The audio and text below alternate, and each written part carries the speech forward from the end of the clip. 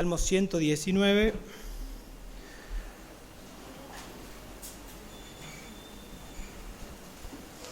Vamos a ir al versículo 161 hasta el 168.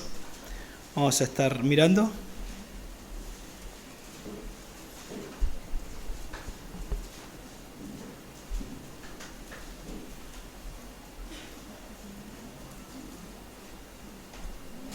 Leemos, dice el verso 161.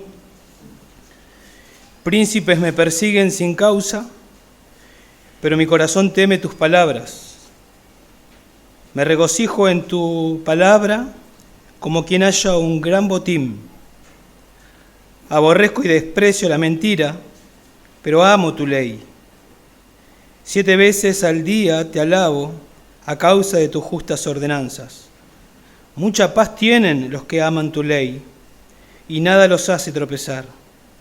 Espero tu salvación, Señor, y cumplo tus mandamientos. Mi alma guarda tus testimonios, y en gran manera los amo. Guardo tus preceptos y tus testimonios, porque todos mis caminos están delante de ti. Ya sabemos, porque no es la primera vez que tomamos una porción del Salmo 119, que el tema de este salmo es la palabra de Dios. Se repite muchísimas veces sinónimos de la palabra de Dios, ustedes ya saben eso. Nos muestra cómo la Biblia debe ser central en la vida del creyente. No sabemos quién es el autor, sabemos que es un joven, por lo que dice el versículo 9 al versículo 11.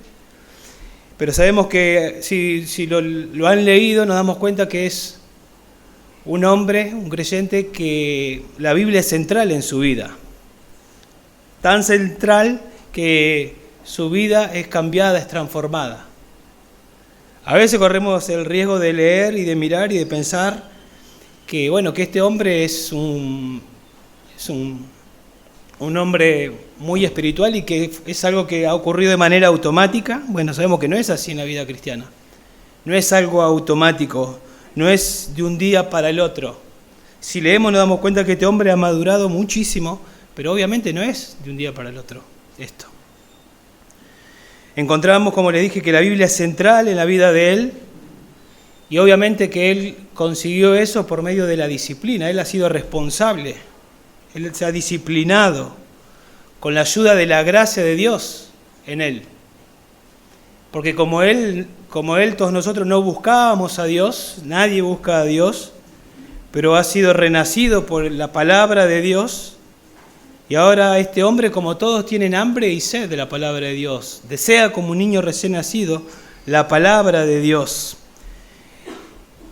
Y la desea y, como le dije, se ha disciplinado porque la ha memorizado, la ha atesorado en su corazón para no pecar contra Dios. Ha orado muchas veces. De hecho es una oración el Salmo 119.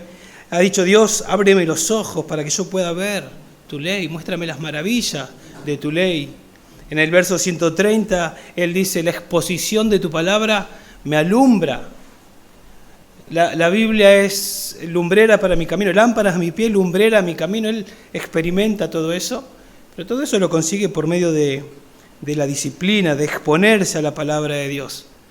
Entonces encontramos un hombre maduro, podemos decir, un hombre fiel, un hombre comprometido con Dios y con las Escrituras, pero no pensemos que fue fácil para él, y no es fácil para nadie. Porque tanto él como nosotros, como Pablo, tiene lucha en su propia vida. Pablo ahí en Romanos 7 él decía que luchaba con su propia carne. Pero también leemos en 1 Corintios 9, 24 27 que Pablo se disciplinaba para no hacerle caso a su carne, a su cuerpo. Y Pablo le dice a Timoteo ahí en 1 Timoteo 4, 7, disciplínate para la piedad. Sin disciplina no se consigue. Todo eso para entender que si nosotros al leer y a ir explicando queremos ser como este hombre, hombres y mujeres, queremos ser como este hombre, debemos exponernos a la palabra de Dios y entender que la palabra de Dios es poderosa para transformarnos. Cada sección de de este salmo, nosotros nos damos cuenta, es un salmo acróstico, ¿sí? Que va con el alfabeto hebreo.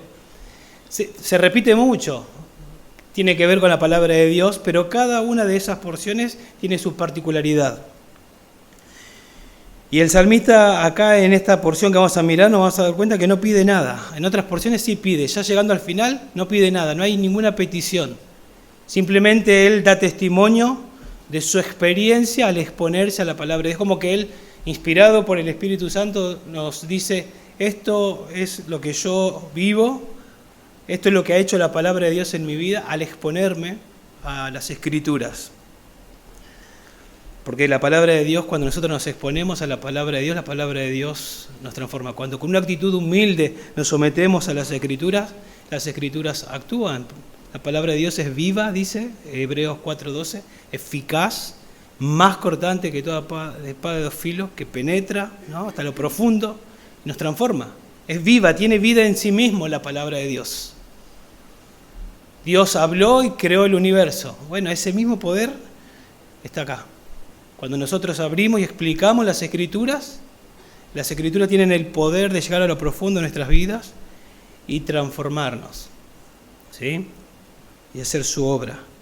Primera de Tesalonicenses, en el verso 2:13, una iglesia nuevita, que Pablo dice que estuvo 3 días de reposo, probablemente estuvo un poquito más, pero no mucho tiempo, 3 meses, 4 meses en ese lugar. Bueno, crecieron de manera notable. Y ahí en Primera de Tesalonicenses 2:13, Pablo les dice que está contento y los alaba porque ellos le dieron la bienvenida a la palabra de Dios, la recibieron, ¿sí? Le dieron la bienvenida como uno cuando recibe a alguien y lo abraza. Ellos abrazaron la palabra de Dios y él dice, la cual actúa en ustedes, la cual hace la obra en ustedes. No hizo, hace, porque está viva, porque está haciendo. Cuando nosotros le damos la bienvenida con una actitud de humildad, la Biblia actúa, hace su obra en nosotros. Cuando Pablo, allá en Hechos 20, reúne a los ancianos para despedirse y decirles ya no me van a ver más, él los entrega a la palabra de Dios y él les dice, la cual es poderosa para sobreedificarlos. Tuve 3 años con ustedes, les enseñé las Escrituras, me voy tranquilo, expónganse a la Biblia, que la Biblia tiene poder para sobreedificarlos. Porque Dios usa su palabra, ¿no?, para transformarnos. Bueno, al mirar esta porción, vamos a ver 6 marcas que produce la palabra de Dios cuando nos exponemos a ella. ¿Sí? Si nos exponemos a ella es porque, yo acá puse, cuando nos exponemos a ella con humildad. Y obviamente si nos exponemos es porque estamos teniendo una actitud humilde. Cuando decimos, Dios, háblame, por favor. ¿Sí? La Biblia lo ha hecho madurar a este hombre, porque él ha hecho de la Biblia que sea central en su vida. Y eso es lo que queremos, por eso intentamos, si se dieron cuenta, se leyó las Escrituras, se oró las Escrituras, cantamos las Escrituras, hablamos de que estuvimos ayer enseñando las Escrituras, y ahora abrimos la Biblia para enseñar las Escrituras, porque tiene que ver todo con las Escrituras, porque Dios usa las Escrituras para salvar y para santificar. Y eso es lo que queremos hacer. Bueno, ¿qué es lo que hace la Biblia? En primer lugar, verso 161. La palabra de Dios produce temor que te hace perseverar aún en la adversidad. La palabra de Dios produce temor que te hace perseverar aún en la adversidad. Verso 161 dice, príncipes me persiguen sin causa, pero mi corazón teme tus palabras.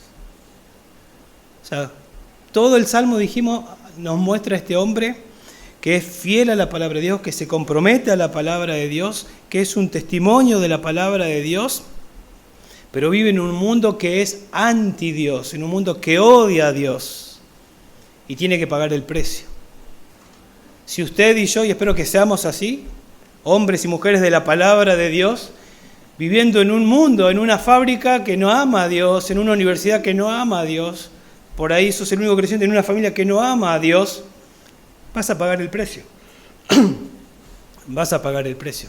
No le va a gustar que vivas como la palabra de Dios te manda que vivas. No vas a caer bien. Y acá dice, príncipes me persiguen sin causa. Estos príncipes aparentemente son autoridades civiles. No sabemos quién es el autor, por lo tanto algunos especulan. Puede ser que sea David, porque David fue perseguido por Saúl. Jeremías, que fue perseguido por otros reyes. Daniel, otro que fue perseguido. No sabemos. Pero lo que sí sabemos es que este hombre era conocido por las autoridades y que era un testimonio ante las autoridades. De hecho, él es como que esto va progresando desde el comienzo hasta el final. En el versículo 23, él dice lo siguiente: aunque los príncipes se sienten y hablen contra mí, tu siervo medita en tus estatutos. Aunque eso me pase, yo voy a seguir meditando en tus estatutos. Bueno, llegó el momento en que los príncipes comenzaron a perseguirlo. Él sabía que podía pasar eso, ¿sí? Que iba a tener adversidad. En el versículo 157 dice, muchos son mis perseguidores y mis adversarios, pero yo no me aparto de tus testimonios. O sea, ser piadoso en un mundo impío tiene su precio. Todo el que quiera vivir de manera piadosa padecerá persecución, dijo Pablo, y en 2 de Timoteo 3:12. Jesús dijo, cuando a él lo golpeaban, iba camino a la cruz, si esto hicieron con el árbol verde, ¿qué no van a hacer con los demás? Si con Jesús hicieron eso, por vivir de manera perfecta, por vivir para la gloria de Dios, a nosotros nos va a pasar lo mismo. Cuando abrimos la Biblia en Hebreos 11, vemos todos los mártires que murieron. ¿Por qué causa? ¿Qué le hicieron de mal al mundo? Fueron testigos del Señor, vivieron la palabra de Dios y fueron perseguidos. En 1 Samuel 26:18, cuando David le grita a Saúl, le dice, ¿por qué me persigues? ¿Qué te he hecho de mal? Un hombre conforme al corazón de Dios. ¿Qué le había hecho David a Saúl? No le había hecho nada. Jesús dice en Juan 15:25, me odiaron sin causa. A Jesús. Bueno, a David lo podés odiar porque es decir, bueno, es un hombre pecador, pero Jesús, ¿qué hizo de malo? Me odiaron sin causa. Y ser cristiano, ustedes saben, es ir siendo transformado a la imagen del que el mundo odia. Cuando nos acercamos a las Escrituras, el Espíritu Santo nos va a ir transformando, va a ir formando a Cristo y no vamos a caer bien y tenemos que saber que vamos a pagar el precio. Va a haber un precio. Bueno, este hombre lo asume, ¿sí? Este hombre lo asume. A pesar de la persecución, él se mantiene fiel. Él se mantiene fiel a la palabra de Dios. Ahora, ¿de dónde saca la fortaleza? Este es un superhombre que se la banca y que aunque lo persiguen los príncipes, está en peligro su vida tal vez. Bueno, la fortaleza él la saca de la palabra de Dios. Podemos decir que la fiel palabra de Dios lo hace fiel a él. Él es fiel porque la palabra de Dios es fiel y lo está fortaleciendo y lo está haciendo a él fiel. Es la palabra de Dios la que lo vivifica a él. Es la palabra de Dios la que lo anima, la que lo exhorta, la que lo instruye, la que lo consuela, la que lo fortalece para seguir siendo fiel cuando hay a un príncipe que lo persigue. Bueno, cuando nuestra vida, porque a veces nosotros pensamos y decimos que habrá sido fácil, y creo que no es fácil para nadie. Cuando nuestra vida está en peligro, cuando imagínense que alguien nos dice, bueno, ¿te callás? Pero hay lugares donde ocurre esto, ¿te callás o te cortamos la cabeza? Debe ser complicado. Dejás de hablar y de decir que crees en esto porque vas a morir. Probablemente no es algo fácil. Y cuando está en juego nuestra vida, la tendencia natural es a cuidar, a proteger nuestra vida. Y probablemente en ese contexto de protegernos, tal vez hay tentación de, bueno, me callo, no hablo. Las supuestas convicciones que tengo, la cedo. O sea, puede llegar a estar esa tentación. Bueno, este joven probablemente padeció ese temor Pero acá dice que él no temió a los hombres, no temió a las palabras de los hombres, no temió las amenazas de los hombres. Dice que temió otra cosa, temió la palabra de Dios. O sea, no tuvo miedo de que lo maten o de que algo le pase, sino que dice acá que lo amenazan los príncipes sin causa, pero él teme a la palabra de Dios. ¿Sí? Podemos decir, cuando habla de temor a la palabra de Dios, obviamente creo que ya nos dimos cuenta que es lo mismo que temor a Dios. Porque si yo digo, tengo temor de Dios, pero dejo de lado la palabra de Dios, hay una contradicción, porque Dios, ¿por dónde me habla? Por su palabra. El principio de la sabiduría es el temor a Dios. Y después abajo dice, los insensatos o los necios desprecian la instrucción, desprecian la sabiduría, desprecian la Biblia. Por lo tanto, tener temor de Dios es lo mismo que tener temor a la palabra de Dios. Y esto no es un caso aislado, no es que le pasó en un momento. Acá cuando dice me persiguen, da la idea de que es algo continuo. No es que, bueno, en un momento no me dejaron predicar y la pasé mal y ahora está todo bien. Es algo que él está pasando, es una prueba, es continuo. Y es sin causa, no hay motivo. Simplemente que él ama a Dios y quiere vivir la palabra de Dios.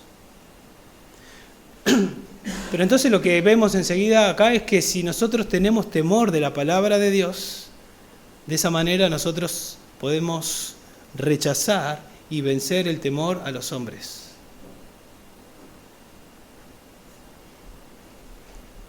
¿Habrá luchado él? ¿Qué piensan? ¿Habrá luchado? Para que pensemos, sí, obvio que habrá luchado. Sí que habrá luchado. ¿Cómo lo hizo? ¿Cuál habrá sido su estrategia?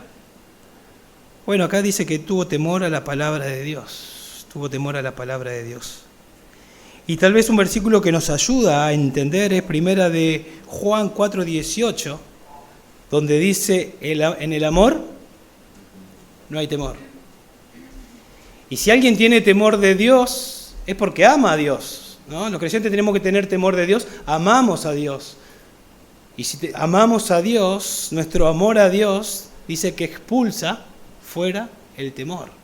Entonces él ama, y después lo va a decir que él ama la palabra de Dios, y podemos decir que temor a la palabra de Dios también está relacionado con el amor a la palabra de Dios. Él ama de manera intensa la palabra de Dios, y de esa manera él puede vencer las amenazas, puede vencer el temor a los hombres. Y es algo en que nosotros tenemos que crecer, ¿no? Es algo en que nosotros tenemos que crecer e ir madurando. En temor, ahora vamos a explicar a qué se refiere con temor, pero es algo que tenemos que crecer, en amor a la palabra de Dios. Ahí en el pasaje que yo les cité de primera de Juan, que el amor echa fuera el temor, el perfecto amor echa fuera el temor, está hablando del amor que se perfecciona, el amor que crece. Y dice que nosotros podemos amar a Dios, ¿por qué? Porque Él nos amó primero, porque nosotros no buscábamos a Dios. Y ahora le buscamos porque Él nos buscó primero. Nosotros no amábamos a Dios. Ahora le amamos porque Él nos amó primero y derramó de su amor en nosotros. Y ahora yo amo la palabra de Dios porque Él me amó a mí. Y ese amor que Él puso en mí es un amor que debe ir perfeccionándose, que debe ir creciendo. ¿Se acuerdan a los tesalonicenses? Pablo los alaba porque dice que ellos fueron enseñados por la palabra de Dios a amarse, al amor fraternal. No tiene necesidad que yo les explique, porque ustedes mismos fueron enseñados y se están amando. Como que algo natural, obviamente es algo sobrenatural. Fueron salvos y se comenzaron a amar porque entendieron que lo tenían que hacer por lo que había pasado en sus vidas, porque fueron regenerados. Pero Pablo después les dice, bueno, van bien, pero yo les animo a que abunden más y más en ese amor. Entonces, amamos la palabra de Dios. Si sos un creyente, amás la palabra de Dios, pero tenemos que crecer en ese amor a la palabra de Dios, en ese temor a la palabra de Dios.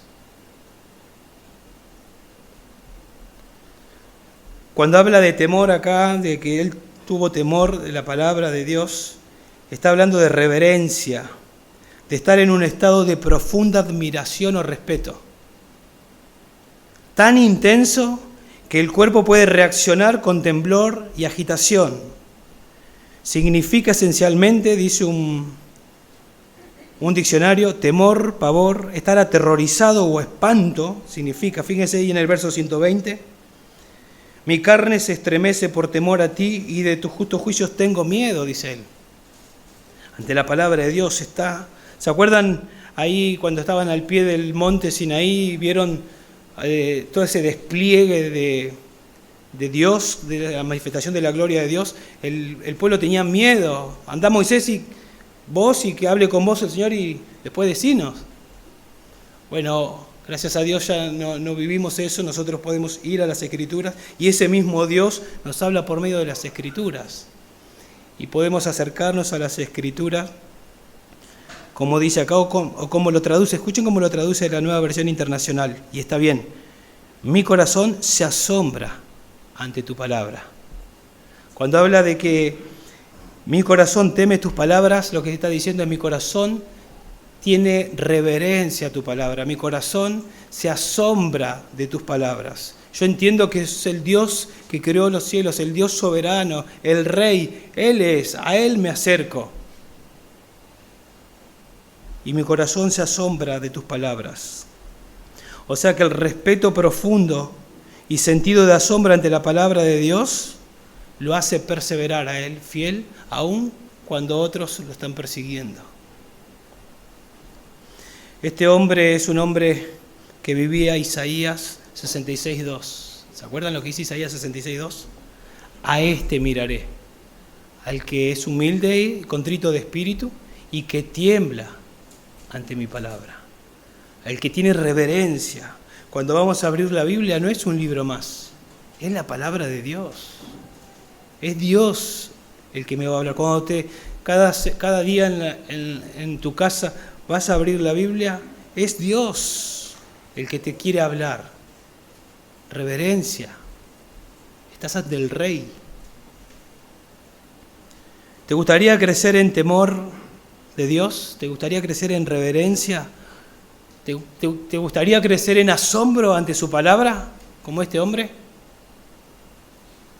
Bueno, el principio de la sabiduría es el temor a Dios. ¿Sí?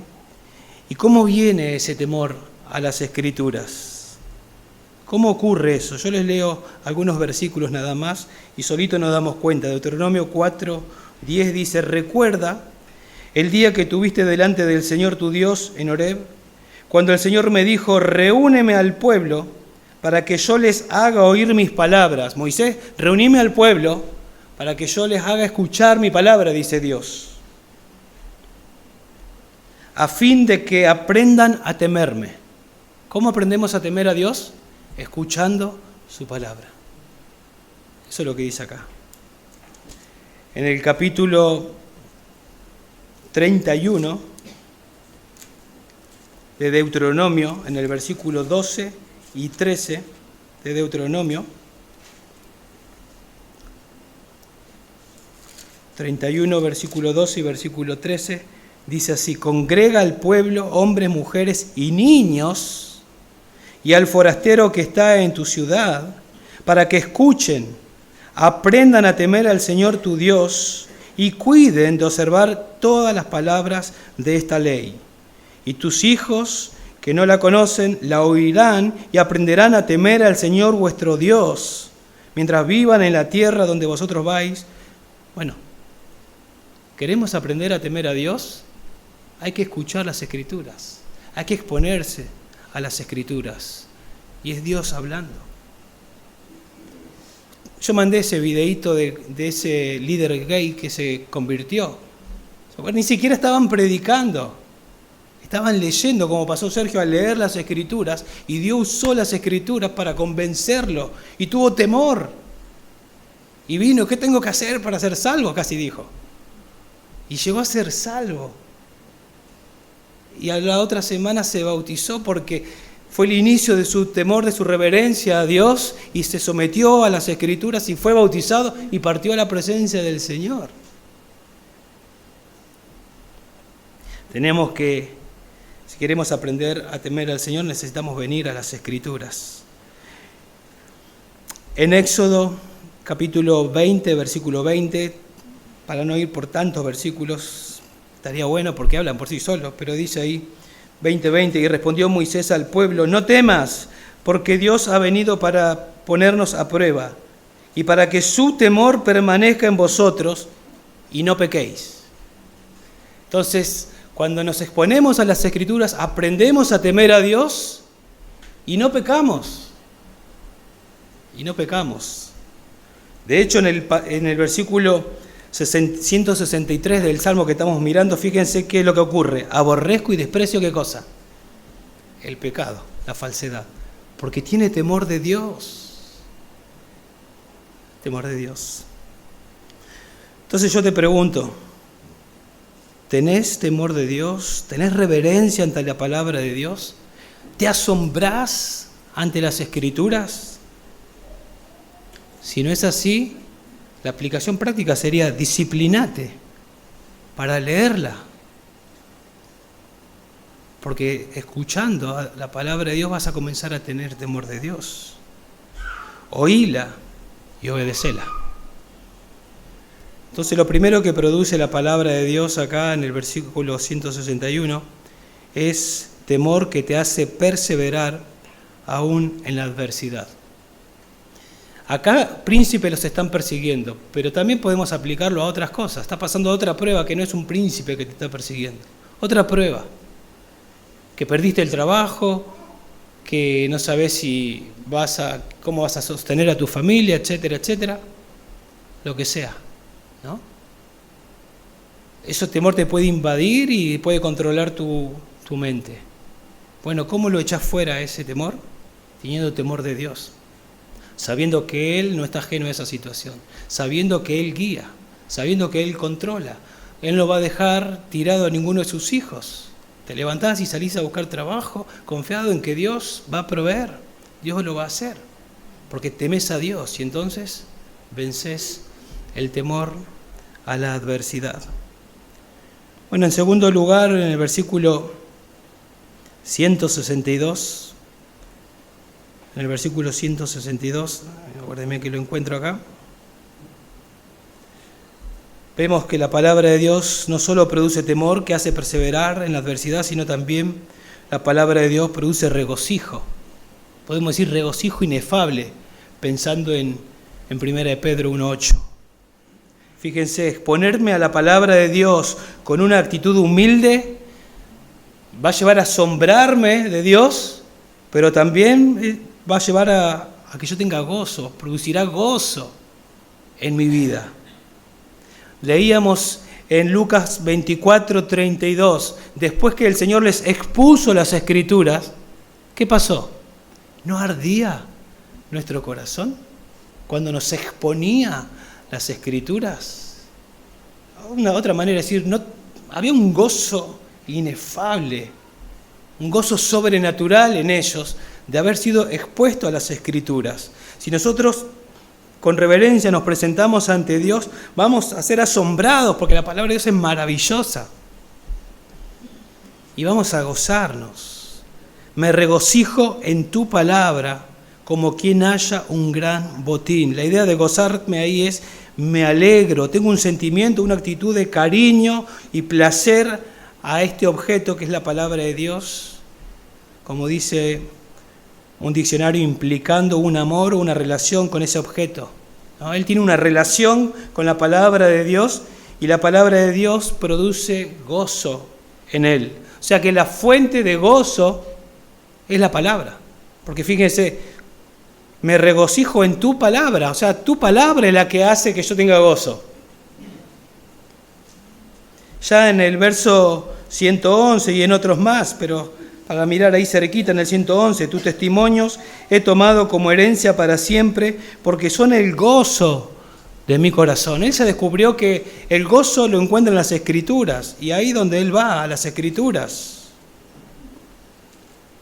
Y en el Nuevo Testamento nosotros aprendemos que el gozo es fruto del Espíritu, ¿sí? Eso aprendemos en el Nuevo Testamento. Entonces el gozo no es que yo me toco y automáticamente tengo gozo. No es algo que yo puedo autoproducir.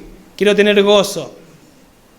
Es fruto del Espíritu. El Espíritu es la tercera persona de la Trinidad. Y yo sé, porque la Biblia me enseña que el Espíritu usa la Biblia para producir gozo. Entonces voy a las Escrituras y oro como Él abre mis ojos para que pueda ver las maravillas de tu ley. Con reverencia, el Señor me asombra. Y cuando el Señor me va mostrando las maravillas de su ley, me va mostrando su carácter, me va mostrando su gloria, me va enseñando principios bíblicos, comienza a haber gozo en mi vida. Eso lo hace la palabra de Dios. Entonces podemos decir, armar como, no sé si estaría bien decir una ecuación, pero ustedes pueden entender. Más reverencia, me acerco a la palabra con más reverencia, más regocijo. Menos reverencia, menos regocijo. ¿Querés saber por qué no hay gozo en tu vida? La respuesta es obvia. Cuando vivo amargado, cuando vivo criticando, cuando vivo siendo desagradecido, generalmente es porque no estoy acercándome a las Escrituras, porque las Escrituras produce lo contrario, gozo. Y fíjense que está siendo perseguido. Y en medio de esa persecución continua, él está experimentando gozo. Eso es sobrenatural. Es sobrenatural. O sea que en medio de una prueba podemos tener gozo. ¿Sí? Acá hay hermanos nuestros que están en prueba. ¿Sí? Se puede tener gozo. Porque saber que Dios está al control de esa situación. Qué triste sería pasar una circunstancia adversa y no tener esa certeza, esa convicción de que Dios está al control, de que Dios es soberano y que Dios, ¿no? Pero saber eso, qué gozo, qué tranquilidad. Bueno, Jesús contó una parábola, ustedes se acordarán ahí en Mateo capítulo 13, acerca del reino de los cielos o cuando alguien llega a ser salvo. Es como un hombre que encuentra en un campo un tesoro escondido y de gozo, porque lo que se encontró con el Evangelio, de gozo fue, vendió todo para tenerlo. Y después, bueno, habla de la perla, pero habla de un hombre que no estaba buscando nada y que lo encontró. ¡Wow! Mirá con qué me encontré. Vendió todo para obtenerlo. Así se comienza, así se entra al Evangelio. Y una vez que entramos, ese tesoro que encontrás, que es Cristo, es como decíamos ayer, como un diamante con muchas facetas, y comenzás a ver, y cada faceta es preciosísima por sí misma, y nunca terminás de conocerla, pero siempre hay más y más y más. Por eso Pablo, que iba camino a Damasco y que no buscaba al Señor, es malo, perseguía, fue encontrado, fue hallado por el Señor. Y Pablo comenzó ahí su vida de gozo. Y después él dice, todas las cosas yo le estimo como pérdida, por el incomparable valor de conocer o de seguir conociendo al que comencé a conocer camino a Damasco. El gozo para Pablo era ir a las Escrituras y seguir conociendo más y más del carácter del Señor. La palabra de Dios, hermano, nos causa gozo porque la palabra de Dios nos revela el carácter de Dios. Porque es en las Escrituras donde conocemos de su santidad. Es porque es ahí donde conocemos de su amor, de su sabiduría, de su misericordia. Y vamos aprendiendo y aprendiendo y aprendiendo y eso produce gozo en nuestra vida. Entonces, cuando usted va a las Escrituras con reverencia, se asombrará, será asombrado. Y el resultado será gozo. ¿Sí? De manera que la reverencia, 161, y el regocijo son inseparables. En el 112, verso 1 dice, bienaventurado, doblemente feliz, sinónimo de gozo puede ser ahí. ¿Quién? El que teme a Jehová. ¿Quién es feliz? ¿Quién tiene gozo? El que tiene reverencia a Dios. Cuando más crecemos en temor, más regocijo vamos a tener en el Señor. George Müller, ustedes lo conocen probablemente, él se preocupó por una cosa, que él decía, esto tiene que pasar en mi vida. Yo quiero tener mi alma feliz en Dios, dijo él. Y para conseguirlo, él entendió que tenía que leer y meditar en las Escrituras. Tan sencillo como eso. Leer y meditar en las Escrituras para que mi alma esté feliz en Dios. Porque la fuente de gozo y de felicidad es Cristo. ¿Sí? ¿Saben por qué el mundo no experimenta este gozo? Obviamente porque es fruto del Espíritu y no lo tienen. Y porque el mundo no escucha la voz del Señor. La voz del Señor la escuchan sus ovejas. Mis ovejas oyen mi voz y me siguen. ¿Y dónde habla el Señor? ¿Por dónde habla? ¿En un sueño? ¿Una voz? ¿Se abre el cielo y nos habla? Por medio de su palabra. Mis ovejas, que se acercan con reverencia, escuchan mi voz, quedan asombrados y me siguen con gozo.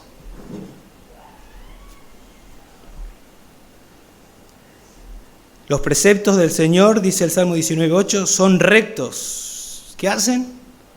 Aburren, alegran el corazón. Alegran el corazón. Entonces, hermano, el gozo no tiene que ver con circunstancias. Está siendo perseguido este hombre. Y saben que la palabra ahí, cuando él dice en el verso 162, me regocijo en tu palabra, esa palabra puede ser traducida como promesa. O sea que él estaría diciendo, me regocijo en tu promesa. No nos dice cuál es la promesa, pero sí entendemos que se aferra y la cree de todo corazón porque esa promesa lo llena de gozo a él.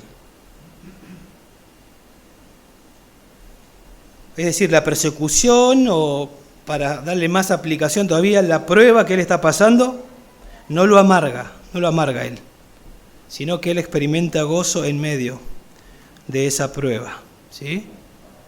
Santiago 1:2 es una orden.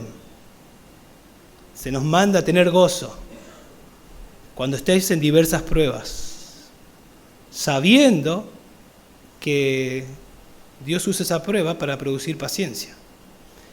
O sea, sabiendo que Dios me está poniendo en esa prueba para trabajar mi carácter. Entonces, Dios lo está haciendo y yo entiendo eso, entonces tengo gozo. Porque aunque yo por mí mismo no me pondría esta prueba, pero yo no soy sabio, Él es el sabio. Y Él entiende que tengo que pasar por esta prueba y Él la está usando para mi bien. Y si nosotros leemos este hombre, aunque está en el Antiguo Testamento, ya tenía esa luz y él entendía que Dios estaba usando esta situación, que no era casualidad. Si ustedes observan en el versículo 75 dice, yo sé, Señor, que tus juicios son justos y que en tu fidelidad me has afligido. Yo sé, Señor, que vos me estás afligiendo. Fíjense el verso 78, sean avergonzados de los soberbios, porque me agravian con mentira, pero yo en tus preceptos meditaré. O sea, había soberbios que lo estaban persiguiendo y parece que él está diciendo, yo sé, Dios, que vos lo estás permitiendo. Y estás usando esto para afligirme, para sacar lo mejor de mí. Y acá él, obviamente, ya llegando al final casi de este salmo, él sabe que no es casualidad que los príncipes lo están persiguiendo. De hecho, en el 168 él va a decir, mis caminos están delante tuyo, yo sé, Señor, que vos sabés todo de mí. Entonces él puede tomarlo de esa manera y tener gozo. ¿Sí? Y él habla del gozo como alguien que encuentra un gran botín. ¿Sí? Las promesas que él encuentra en las Escrituras es como descubrir un tesoro escondido que experimenta a todo aquel que escudriña las Escrituras.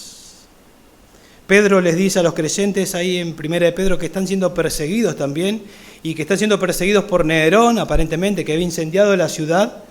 Él les habla de que si es necesario tengan que pasar por diversas pruebas. Si es necesario, ¿qué? ¿Quién considera necesario? Si Dios considera necesario, van a pasar por pruebas y después le dice, yo sé que aunque ustedes no lo ven, ustedes creen de todo corazón en Jesús y en lo que Él dejó escrito. Y eso produce en ustedes un gozo inefable. En medio de la prueba, ellos podían tener un gozo inefable. porque creían de todo corazón lo que la Escritura decía. Y esto era lo que este hombre estaba viviendo y es lo mismo que nosotros podemos vivir. Yo te pregunto, ¿hay gozo en tu vida? ¿Hay gozo en tu vida? Los cristianos deberíamos ser las personas más gozosas del universo, porque tenemos una relación con la fuente del gozo. Estábamos perdidos, separados, y por medio de Cristo, que murió por nuestros pecados, vinimos en arrepentimiento y fuimos reconciliados al bienaventurado Dios, al Dios feliz, y podemos tener gozo con Él. Tan grande debería ser nuestro gozo que deberíamos alabar todo el tiempo. Como dice en el 164, 7 veces al día yo alabo por tus causas justas. El gozo sigue al temor, sigue a la referencia, sigue al asombro. Entonces, a medida que escuchamos la palabra de Dios, hermanos, a medida que escuchamos la palabra de Dios y meditamos en la palabra de Dios y obedecemos lo que la palabra de Dios nos dice, experimentaremos gozo. Eso va a pasar. Y cada vez que no medito en las Escrituras y no adoro al Señor de las Escrituras, mi alegría va a disminuir, mi gozo va a disminuir. Y se comenzará a ver en nosotros impaciencia, comenzaremos a ser criticones, egocéntricos, infelices, desagradecidos. Cuando yo me empiezo a notar que eso está pasando en mi vida, automáticamente tengo que saber que algo está fallando y no es la palabra de Dios. Yo estoy fallando. Me tengo que arrepentir y volver a comenzar. Señor, perdóname, te perdí de vista. Te pido perdón, Señor. No te estaba glorificando. Estaba viviendo de manera amarga, crítica. Ayúdame, Dios, a vivir como tú esperas que yo viva. La palabra de Dios, hermano, no solo produce temor, que te hace perseverar, no solo produce gozo, sino también, versículo 163, la palabra de Dios produce amor creciente por ella que aborrece el pecado, podemos decir. Un amor que va creciendo, un amor por la palabra de Dios que va creciendo y al mismo tiempo que va creciendo es como amor-odio, amor a la palabra y odio al pecado. Esas cosas van creciendo juntas. Y ahí podemos decir que si mi amor a la palabra de Dios disminuye, ¿qué va a crecer? Lamentablemente el amor al pecado.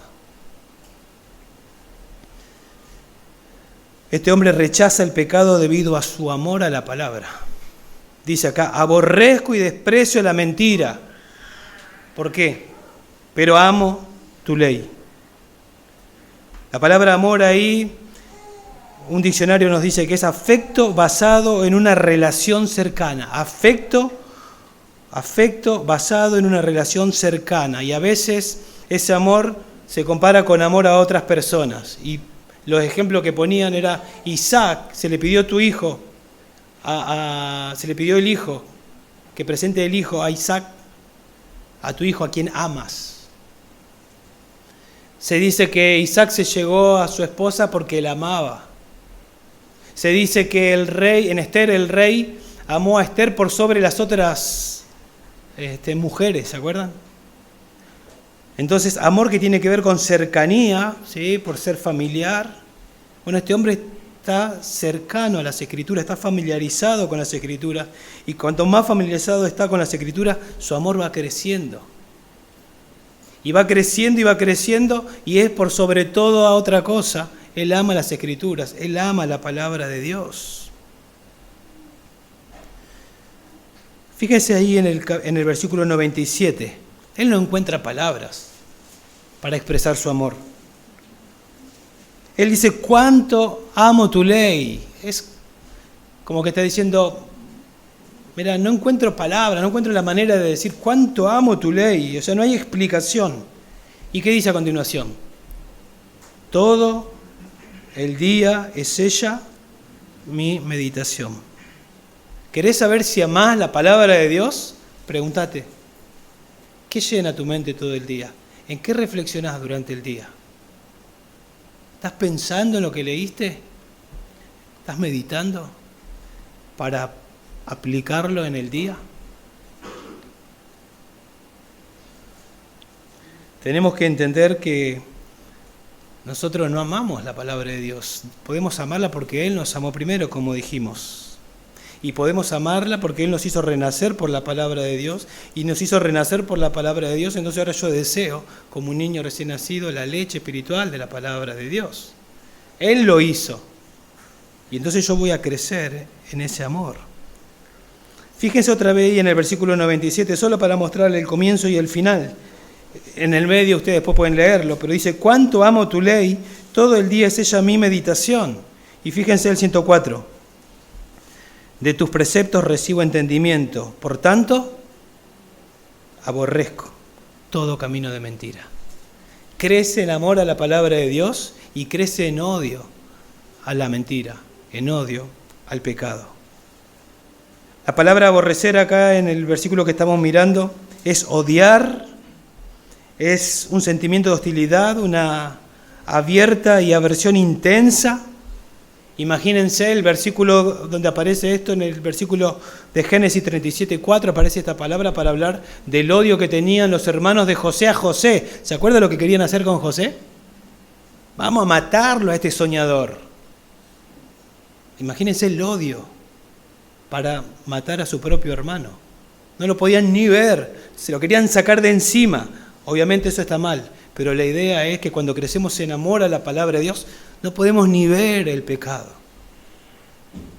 Lo odiamos, lo despreciamos, lo abominamos. En Deuteronomio 7:26 dice, no traerás cosas abominables a tu casa, pues será anatema como ella, ciertamente la aborrecerás, la misma palabra, la abominarás, pues es anatema. O sea, Dios así ve la idolatría. Ojo con la idolatría, yo la abomino y quiero que ustedes la abominen, porque son dioses falsos, yo soy el verdadero Dios. Entonces cuando nosotros crecemos en amor intenso, como dice acá, dice, aborrezco y desprecio la mentira, pero amo tu ley. La palabra ley es instrucción divina. Yo amo la instrucción divina, yo amo que tú me guíes, Dios. Y cuando veo la Escritura, yo veo que tú me guías y tú me dices que tú creaste el matrimonio y que el matrimonio es entre un hombre y una mujer, y cuando yo veo que hay otra enseñanza que dice que entre un hombre y un hombre, una mujer y una mujer, no me da lo mismo, no me da lo mismo. Y no estoy diciendo que odiamos a los que practican eso, odiamos su pecado y le queremos decir, así dice Dios. Cuando la Biblia dice que no es por obra para que nadie se gloríe, que es por medio de Cristo, nada más. Y ahí escuchamos el Evangelio y la prosperidad y el otro, y el otro, y el otro. Bueno, evangelios, por así decirlo. No es que haya otro evangelio, dice Pablo. Pero el que predica otro evangelio diferente sea maldito, anatema. Pablo, inspirado por el Espíritu Santo, así ve Dios la falsedad. ¿Por qué Pablo era tan celoso de la verdad? Porque se sentaba con reverencia en las Escrituras, estaba asombrado, fascinado por Dios. Tenía gozo, aun cuando estaba en prisión. Tenía gozo y cantaba himnos. Pero estás en prisión, Pablo. Sí, pero Dios es soberano. Dios me trajo acá para que predique y se convierta en un carcelero. Y cuando predicaban en la falsa doctrina, él odiaba la falsa doctrina. ¿Sí? Entonces, hermanos, cuando más somos transformados por la palabra de Dios, más crecemos en amor a la palabra de Dios y en odio a la palabra de Dios. En odio al pecado. Cuando no somos expuestos a la palabra de Dios, somos transformados por el mundo, lamentablemente. Y cuando nosotros no confesamos nuestro pecado, el pecado va a empezar a obstaculizar ese amor por la palabra de Dios y comenzará a ser derrumbado todo en nuestra vida. Yo te pregunto, ¿querés crecer en tu amor por la palabra de Dios? Otra vez, léela, oíla, estudiala, memorizala, meditala, aplicala. ¿Y qué pasa si no tengo ganas? ¿Usted piensa que él siempre tenía ganas de leerla? Yo estoy segurísimo, porque sos igual que yo, Todos los días no tenés ganas de ir a trabajar, pero te levantás y vas. Primero porque Dios te manda, y segundo, si sos un padre de familia, es porque tenés una familia que sabés que la tenés que sostener. Y no tenés ganas, pero vas igual porque amás a Dios y amás a tu familia y querés que tenga lo que necesita. Y después decís gracias a Dios porque me diste la fuerza para hacer lo que no tenía ganas. A veces no vas a tener ganas de venir a las Escrituras, pero vos sabés que es la palabra de Dios y es lo que necesitas. Y venís igual, porque amás a Dios, aunque no tenés ganas, venís igual. Y en algún momento, de repente, así no tenía ganas, ¿qué pasó? Estoy maravillado, estoy asombrado. ¿Qué pasó? El poder de la palabra. El poder de la palabra. La palabra de Dios no solo produce temor, no solo produce gozo, no solo produce amor, odio, sino también la palabra de Dios produce alabanza. Fíjense 164, 7 veces al día te alabo a causa de tus justas ordenanzas. O sea, la causa de esta alabanza acá, dice acá, es tus justas ordenanzas. O sea, tu palabra me hace alabarte. Eso es lo que está diciendo acá. O sea, pensemos a nivel congregacional. A nivel congregacional, si después de 6 días estar sumergidos en las Escrituras, hoy debería ser una explosión de alabanza a nuestro Dios. Pero para que eso sea, debe comenzar individualmente en cada uno de nuestras vidas, en nuestros hogares. Ser expuesto a las Escrituras, a pesar de las circunstancias. Cuando dice 7 veces al día, lo que está diciendo, cuando habla del número 7, ustedes saben, está hablando del número completo. Está hablando de en el día completo, de manera continua, o todo el día te estoy alabando, eso es lo que significa. Todo el día te tengo presente. Todo el día estoy meditando en tu palabra. Todo el día te estoy alabando, eso es lo que dice acá. Entonces enseguida yo me pregunto, si no hay, me examino mi vida, piensen para atrás en la semana, ¿me caractericé por alabar a Dios? ¿Salía de mi boca alabanza? No solo canciones, sino alabar a Dios, declarar, decir cosas de Él. ¿Salió eso de mi boca? Si no salió eso de mi boca, bueno, enseguida ya me doy cuenta de dónde empezó todo. ¿Dónde estoy fallando? La palabra de Dios no solo produce temor, no solo produce gozo, amor, odio, también produce alabanza, como vimos recién. Pero acá en el 165 vemos que la palabra de Dios produce paz. Podemos decir paz firme.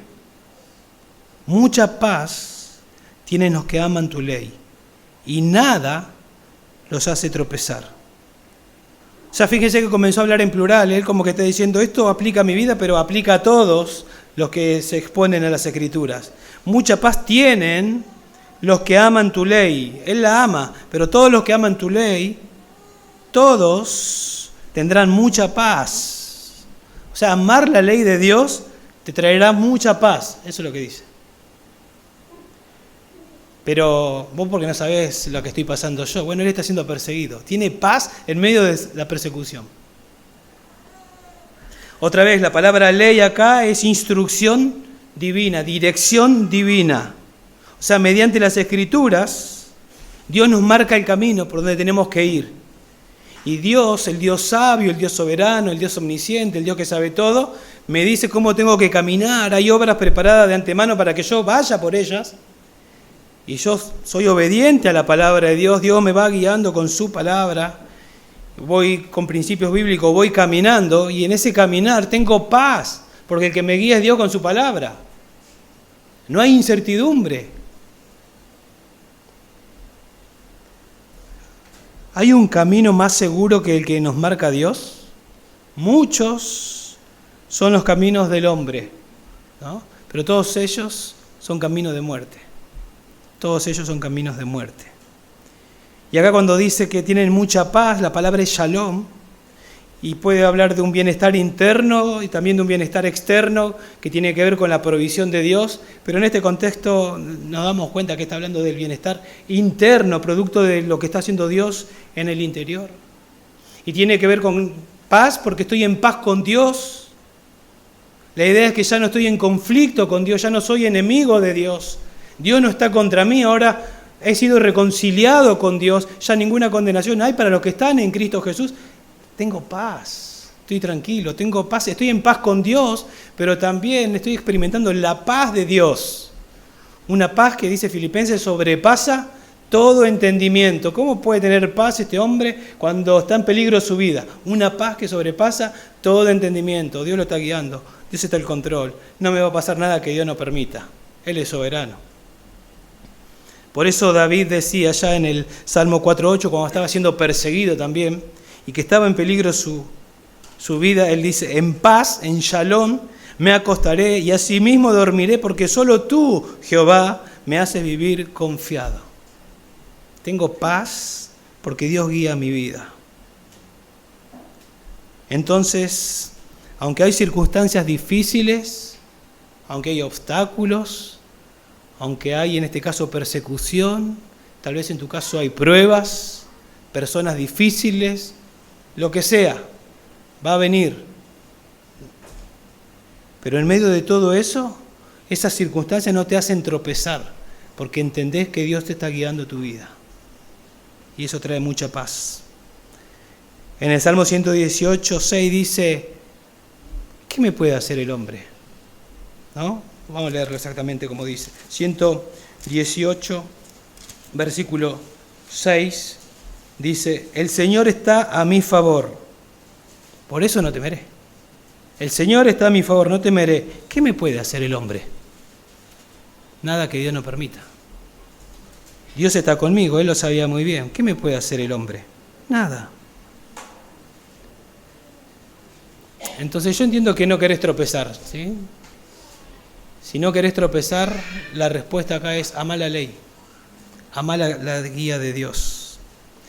Si usted ama la palabra de Dios y confía en ella, usted va a experimentar una paz que sobrepasa todo entendimiento y no va a tropezar. Venga la prueba que venga, usted no va a tropezar, porque Dios va a estar guiando. Usted puede estar en la cima y tener paz, o puede estar en el valle de sombra de muerte. ¿Y quién va a estar ahí? Jehová es mi pastor, nada me faltará. Él me está guiando. En algún momento me sacará o seguiré así, pero Él gobierna. Tengo paz. La palabra de Dios no solo produce temor, no solo produce gozo, amor, odio, alabanza, paz, sino también produce obediencia. Del 166 al 168, como que enfatiza en 3 versículos la obediencia. Sería contradictorio decir todo lo que dijo hasta ahora y después no la obedece. 166, espero tu salvación.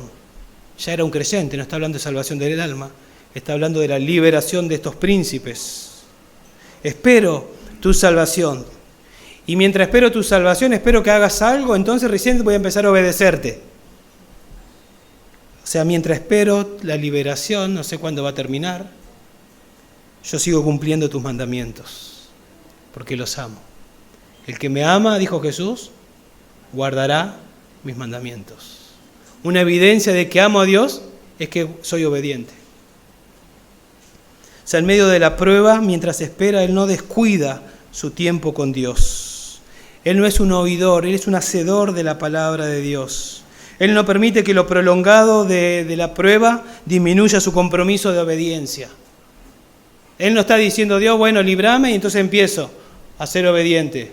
Que Dios haga esto y yo hago esto. No, vos sos soberano, vos sabés lo que estás haciendo. Entre tanto, seguí dándome tu gracia para que yo pueda obedecerte. Mi alma guarda tu testimonio, dice el 167, y en gran manera los amo. O sea, no es un hipócrita. No es que de labio lo honra a Dios y su corazón está lejos. De lo más profundo de su corazón, Él tiene atesorada la palabra de Dios. Mi alma, ¿ven? Mi alma, mi ser interior. Desde ahí yo guardo y obedezco. ¿Y por qué? ¿Cuál es la razón por la que Él obedece? Porque lo amo, pero lo amo en gran manera. O sea, por sobre todas las cosas, yo te amo a vos y amo tu palabra. Esto es la aplicación de Deuteronomio 6:5. Amarás a Jehová tu Dios con todo tu corazón, con toda tu alma y con todas tus... Él está aplicando eso. Con todo su corazón está amando la palabra de Dios. La explicación de su obediencia es porque yo amo tu palabra. ¿Sos obediente a la palabra de Dios? Si decís, pensás, si esto no lo obedezco, y yo sé que no lo obedezco y lo voy a seguir desobedeciendo, y esto no lo obedezco y yo sé que tengo que hacer, pero lo voy a seguir desobedeciendo, entonces no digas que amas a Dios. Porque el que ama, obedece. Dios te marca un pecado, perdón, Señor, perdón, tenés razón. Te arrepentís y haces lo que Dios te manda. El que roba, no robe más, sino trabaje para, ¿no? Que mienta, no mienta más, sino hable verdad. 168, ya al final, guardo tus preceptos y tus testimonios, ya habló de la ley, habló de los mandamientos, y ahora guardo tus preceptos y tus testimonios. Parece que con estas dos palabras lo que está diciendo es, yo guardo la totalidad de tu palabra, o sea, no soy selectivo. No es que, a ver lo que Dios me dice hoy, eso sí está fácil, eso sí lo voy a obedecer, pero esto no, un poquito complicado, esto no, mejor no. O sea, yo guardo la totalidad de tu palabra, lo que es fácil y lo que no es tan fácil, lo que es complicado, porque en tu gracia yo voy a poder hacerlo. Él es obediente a la palabra de Dios. Y fíjense la razón que Él da por la cual Él obedece. Una razón que lo motiva a obedecer. Porque todos mis caminos están delante de ti. Porque yo vivo en tu presencia, Señor. Eso me motiva, entender que yo estoy en tu presencia. Ahora me ven todo y soy obediente. Pero cuando nadie me ve,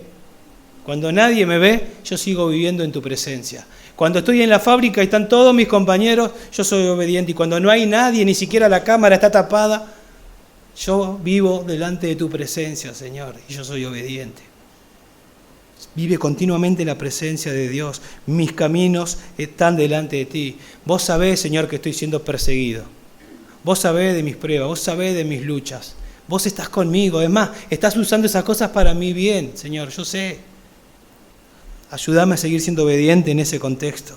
Tú conoces mi sentarme y mi levantarme.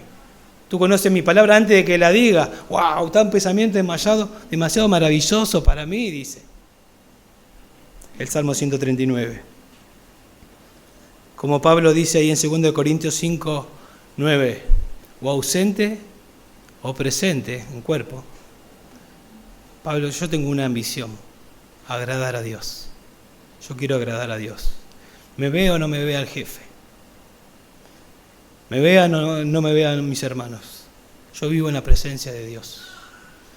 Yo tengo reverencia a mi Señor. Cuando estoy delante de las Escrituras y cuando dejo las Escrituras estoy meditando y estoy viviendo continuamente en su presencia. Eso es tener temor de Dios. Eso te va a retener a no pecar.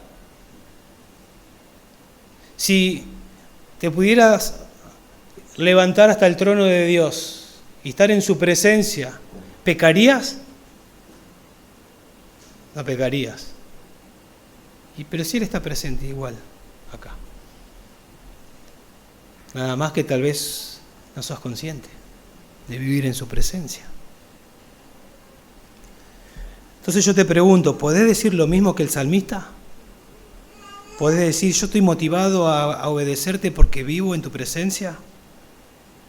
Yo estoy motivado a obedecerte porque vos sabés todo lo que me pasa, Señor.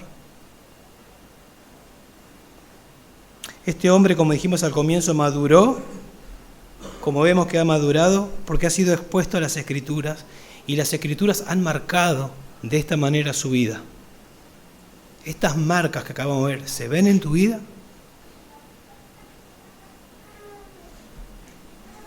¿Tenés reverencia a la palabra de Dios?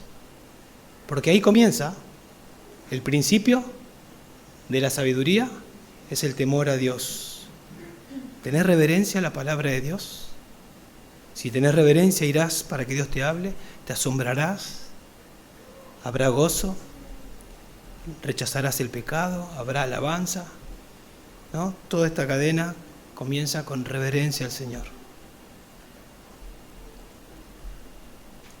Y si mientras fuimos avanzando vos decías, yo ni deseo la palabra de Dios, probablemente es porque no has nacido. Porque cuando Dios nos hace nacer, comenzamos a llorar como un niño que quiere ser alimentado. Si eso no pasa en tu vida, probablemente no has nacido de nuevo. Tenés que arrepentirte y venir a Cristo para que Él te salve. Tenés que entender que Cristo murió, Cristo es la segunda persona de la Trinidad, que vino a este mundo sin dejar de ser Dios, para ir a la cruz y morir como un sustituto por nosotros. Y Él venció la muerte, venció el pecado y resucitó al tercer día. Y en Cristo está la justicia que nosotros necesitamos. No podemos hacer ninguna obra para salvarnos. Es su obra. Necesitas venir arrepentido por tus pecados, entendiendo, como vimos ayer, ahí en Francisco Álvarez, tu bancarrota espiritual, entendiendo que cada uno de tus pecados es una ofensa a Dios, llorando, dolido porque ofendiste a Dios, con hambre y sed de justicia. Señor, mi justicia, mis obras no me salvan. Yo entiendo que vos conseguiste la obra en la cruz al morir y al resucitar. Vos pagaste. Y yo vengo para que me des esa justicia. Vengo arrepentido por mis pecados, creyendo que vos sos el Salvador. Por favor, sálvame. Y en ese mismo momento que te salva, vas a ver por primera vez, como nunca antes, a Cristo y vas a estar asombrado. Y vas a comenzar a desear más y más. Y este proceso que vimos y esta marca que vimos comenzarán a ser una evidencia en tu vida. Pero para los que ya somos creyentes, cristianos, tenemos que pensar si estas marcas están en nuestra vida. Si no están, arrepentite también. Y disciplinate para ir con reverencia a las Escrituras. Y que Dios haga su obra. El que comenzó en vosotros la buena obra, la va a perfeccionar. Pero Él usa su palabra. ¿Sí? Él transforma por medio de su palabra. Amén. Apliquémoslo. No seamos oidores olvidadizos, sino hacedores de su palabra. Vamos a orar. Padre, te damos gracias, Dios, por tu palabra. Gracias por exhortarnos y ver una vez más la suficiencia, la centralidad de las Escrituras y lo que puedes hacer en nuestras vidas y en la vida de todo aquel que se expone con una actitud humilde a tu palabra. Señor, primero y principal, usala en mi vida, por favor, en la vida de cada uno de mis hermanos. Señor, haznos crecer, Dios, en reverencia, en gozo, todo lo que vimos, Dios, por favor. Y ayúdanos a tener tanto gozo que no nos podamos dejar de decir lo que hemos oído y visto, en este caso en las Escrituras. Que le podamos contar a todos, Dios, lo maravilloso que eres. Que podamos abrir las Escrituras y contagiar, Dios, ese gozo que tenemos. Por favor, Dios, hazlo. Sabemos que tú lo puedes hacer. Tú lo haces con tu Espíritu que usa esta palabra preciosa, Dios. Queremos ser hombres y mujeres de este libro. Por favor, en el nombre de Jesús. Amén.